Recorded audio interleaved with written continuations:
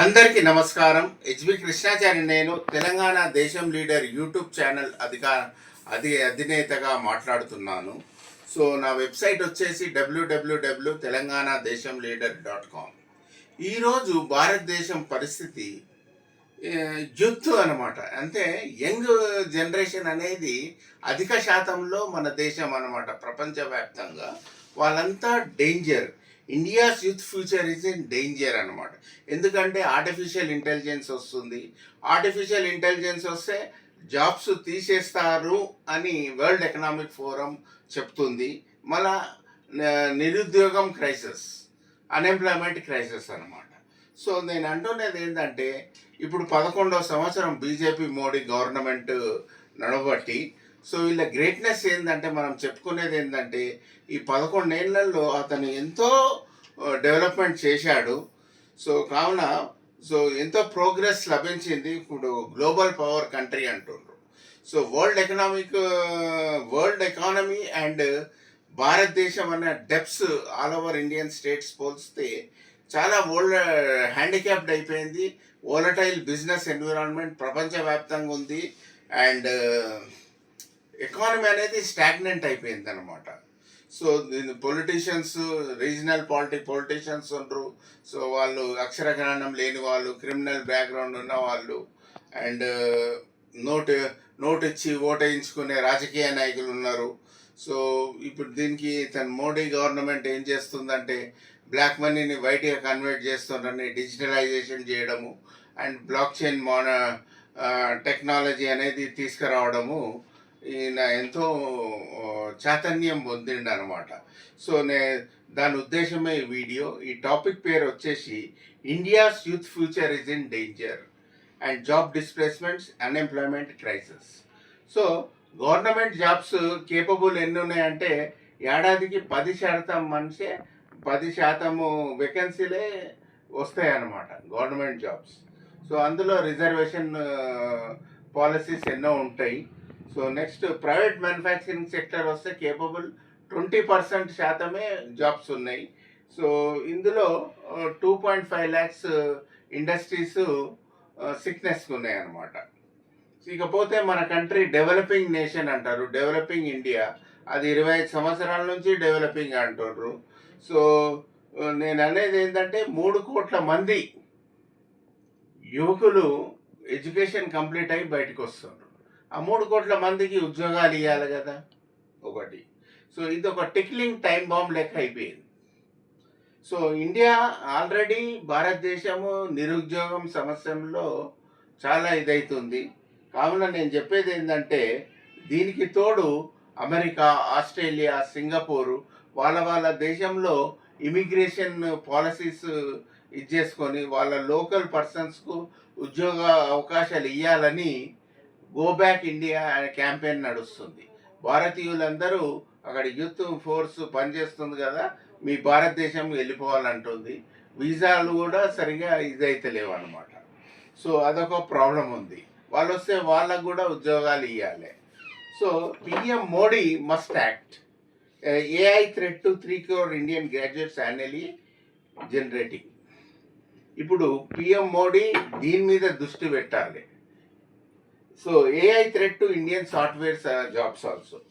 Artificial intelligence మరి వచ్చేసిందంటే software jobs కూడా ఓడిపోతాయి అంటారు. ఆల్టర్నేట్గా క్రియేట్ అవుతాయి అంటారు. కానీ ఉన్న జాబులు ఊడిపోతే వాళ్ళు ఈఎంఐలు కడతారు, ఎన్నో ప్రాబ్లమ్స్ ఎదుర్కొంటారు. కాబట్టి వాళ్ళ జాబులు లేకుండా ఇంటికి పరిమితం చేస్తే ప్రాబ్లం అవుతుంది. సో దీనికి అర్జెంట్ యాక్షన్ ఏం చేయాలనేది నేను సొల్యూషన్ చెప్తా. And the world economic forum predicted ఏం చేసిందంటే, 92 million jobs will be replaced globally by AI this year.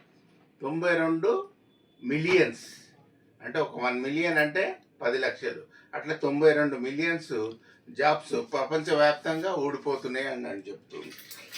ఈ PM Modi shift towards AI driven economy, job displacements, particularly software, could deepen the unemployment crisis by forming rebellions all over India. ఇప్పుడు ఏ వచ్చిందనుకో, జాబులు ఓడిపోయింది అనుకో, వీళ్ళంతా తిరుగుబాటు చేస్తారు professionals అంతా. ఆలో భారతదేశంలో మొత్తం.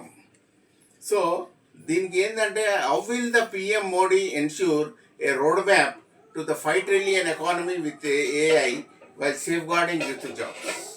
సో పిఎం మోడీ గవర్నమెంట్ ఏమంటుంది, 2030 మటుకు 5 trillion ఎకానమీ అనేది అవుతుంది ప్రపంచవ్యాప్తంలో. 3వ స్థానం భారతదేశం ఉంటుందని చెప్తుంది.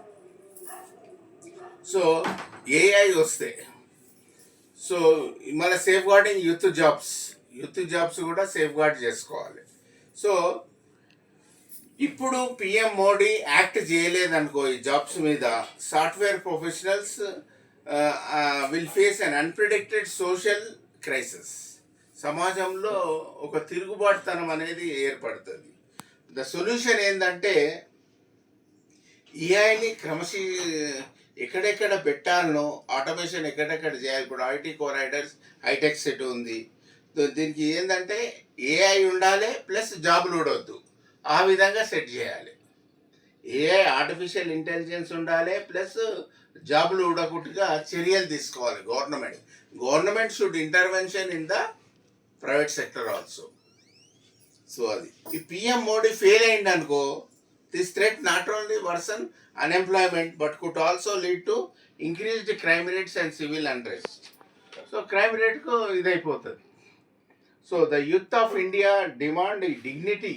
ఈరోజు ఒక యువకులు సాఫ్ట్వేర్ జాబ్ చేస్తున్నారు, ఎంతో డిగ్నిటీ లైఫ్ స్టైలు ఎంతో ఇది ఉంటుంది కాబట్టి వాళ్ళని జాబులు లేకుండా చేయడం అనేది, ప్రోగ్రెస్ విషయంలో జాబులు లేకుండా చేయడం అనేది ఇది అన్యాయము, అధర్మము.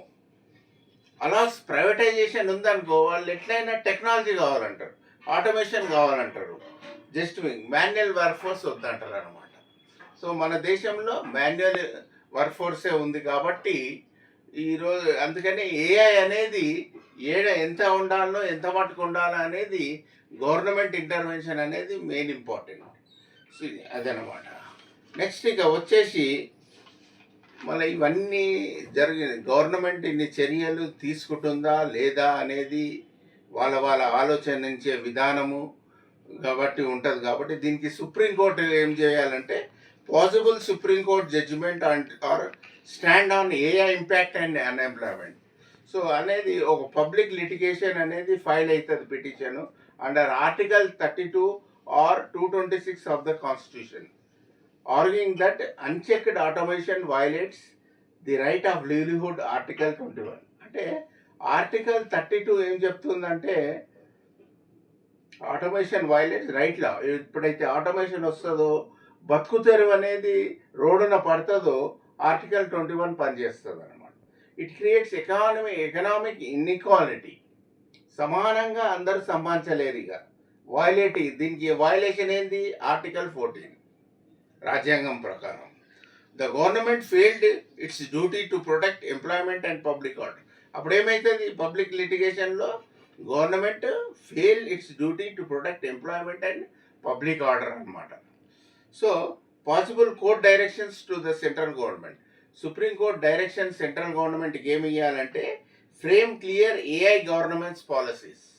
ఒక కట్టుదిట్టంగా ఏఐ గవర్నెన్స్ పాలసీస్ తీసుకురావాలి. Mandate regulations in tech companies to balance women jobs and AI usage. Women jobs పోవద్దు, ఏఐ యూసేజ్ కావాలి. ఆ విధంగా గవర్నమెంట్ ఇంటర్వెన్షన్ ప్రైవేటైజేషన్ మీద ఉండాలి. Launch national level reskilling programs for artificial affected professionals. Reskilling programs కూడా కలిగజేయాలి. Ensure AI deployment follows ethical and constitutional principles. And on unemployment and public order, recommend that state government create emergency employment schemes. Emergency employment schemes కూడా government create చేయాలి with support of state government.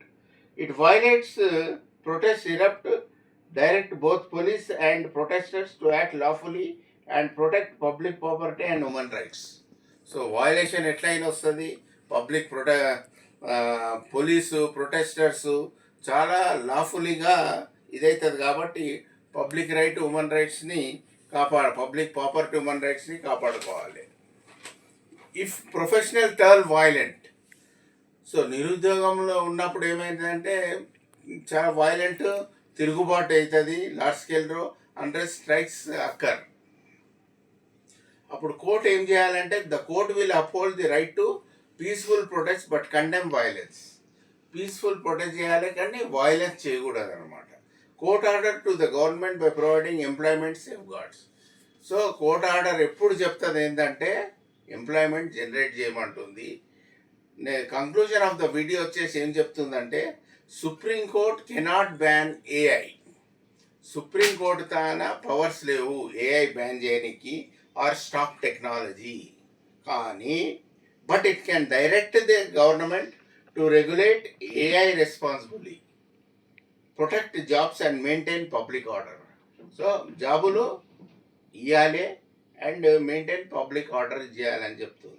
It likely to support balanced growth where AI arguments women jobs not replaces them బెడ్లీ.